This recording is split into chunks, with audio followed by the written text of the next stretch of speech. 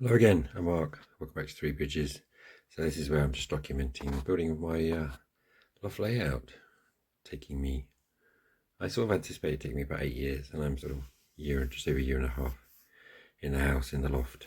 So what have I been up to for the last week? This probably desk represents my mind at the moment. I've got lots of things going on. This is something I tend to suffer with, I suppose, my friends.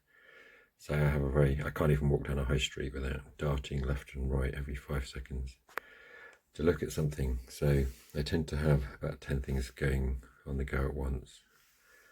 I'm not somebody who can just focus on one thing, see it through and move on to something else. So the brick eyelashes, this is part of marrowbone back wall. So that's the main wall I've got at the back. This is obviously where the roof strap goes through. So I'm just starting on the back wall. So I've got the top part, obviously the wraparounds. This is going to be more of a York stone colour. They're quite grubby because this is 70s, not today, where it's all been cleaned up. And then I need to make up more of these support columns, slightly thinner. So I've got a load of paper, and I'll just work my way along. So it's about 2.5 to 3 feet. I've been slowly putting the arches on. I found from one of the other scale scenes kits, I think it's the low relief warehouse kit, there's some sort of dirty York stone, so I sort of added that for the tops. Also, I was going to do some curved brick to go on the arches, and I sort of went back to the arch size and tried to adjust one to fit, but when you print it out, well, I got the brick size too big, which I could adjust, but it's coming out a lot darker. I'm a bit confused at the moment. So the brick pattern I've got is the brown brick TX02 and this red brick is the brown brick TX02. So obviously when I printed these out, they came out quite orange and I quite like them. Something was wrong with my printer. So I have 3 sheets of this. I'm umming and ahhing as to, because probably since they cleaned the station up, which is probably what the brickwork looks like, but back in the 70s with all the grime on it, it probably looked like this. But it is going to be quite dark in there, and I could weather it back a bit. I think I'll carry on because I could maybe use the wall somewhere else. But that's a better colour. That does look like cleaned up brick, whereas marrowbone back in the 70s was definitely filthy. Joys of modelling. And at the same time, I've been working on this sort of front wall for the turntable end of the marrowbone station. So as you came into marrowbone, you came through some tunnels. I always remember there was a curved wall away from you to your right, which obviously went over to where the huge goods yard was, or used to be. So I'm just going to slowly view it from this side. The other main thing we've been getting on with this week is some more sort of control boards. One for the turntable end of marrowbone, so with the various switches I've got, and then also doing the main marrowbone LV sort of control panel. It only has 8 switches on it, these round ones. Is it 8 switches? There's 6 of these and 2 of these ones where I'm needing to, you can use these switches. So obviously these only cut out 1, so it tends to be the positive. but with these you can cut out the positive and the negative, and it just helps ensure I don't get shorts when I'm going from one line and effectively one controller to the other. I tend to find these are quite useful and solve a lot of short problems that don't occur. So I'll show you those up in the loft. Main issue I've been dealing with is actually, I think it's YouTube burnout. And I know a lot of people talk about hobby burnout. I'm not getting that. I'm really still enjoying it, but I'm starting a lot of videos, doing the intro and stuff, and then just deleting it because I just can't really see it through. Have even thought about, I suppose it stemmed from a few weeks ago. Somebody asked me why was I doing YouTube videos. They don't follow the hobby. They were just a friend, but I'd mentioned to them what I was doing, and they sort of looked at them, and along with various other comments, they were asking about, why do you do it? So I had sort of said, well, it's just documenting what I do. It's not a how-to, and it did also get me thinking an awful lot about, what do I get out of it? So there have been some videos that I've put up that I've taken down. I still go back and watch them, partly because I just wasn't very happy with them, but also they don't get a lot of response. But I've also come to a conclusion that this is just a very small channel anyway. I think I sort of say 30 to 50 regular followers from names that I see cropping up and people who feedback, and it's always nice to hear from them. I think a lot of other people just pass through, which is fine. I'm not chasing numbers and algorithms and stuff like that. So the challenge is to find the motivation to keep making the videos. So still pondering that one.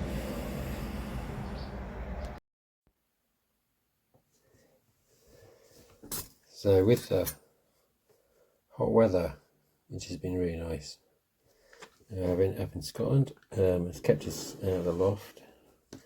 And it's kept a lot of people out of the lofts.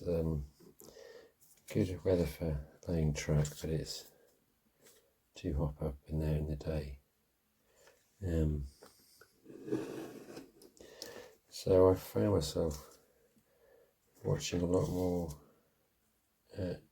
new YouTube channels. So every so often I sort of I tend to most weeks watch sort of regular from my subscribe list, sort of various people I know pop up on certain days of the week. I look forward to that. And I suppose your subscribe list becomes quite old after a while because people stop or don't upload anything for months on end. I sort of have I suppose go and have a look see at other stuff, and found a few channels, mainly over in the States, and they are long, in fact one was an N scale, and he's got a single track. It just goes on and on. And I think he's been building it for like 20 years. If I can remember the name of the channel, probably longer even. I'll put it up. But what I really liked about it was just this having one long scene. And it's because I'm thinking more about level 2 and 3.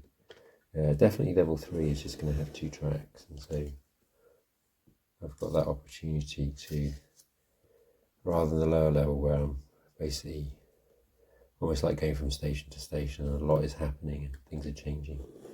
The top level, I can almost just have one huge scene. So thinking about that idea, quite like that one. And also I started looking a lot more at how to, in terms of weathering my rolling stock. So something I think I'd like to try. I've decided that I got an airbrush and I haven't used it basically. So I'm gonna try each month to do something new and see how I get on. So I've got some old stock that it'll never run. So I'm gonna practice on that, but I would like to, dip a toe into that one, I suppose, and then also see what I can do with the airbrush for the scenic side as well. So that's the plan for September. I've got about 6 weeks until I start a new job. And there's a couple of things I need to still fix on the house, but I have got a lot of time to dedicate to the loft layout, which I have been doing over the last couple of months. So my plan is to go back and have a spreadsheet again, like I did in, I think it was April. April was sticking to the spreadsheet. May was Do What You Like May, which was good fun. But I'm going to go back and have a very set routine of things that I need to get done.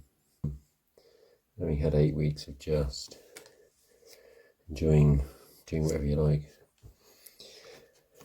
So yes, progressing.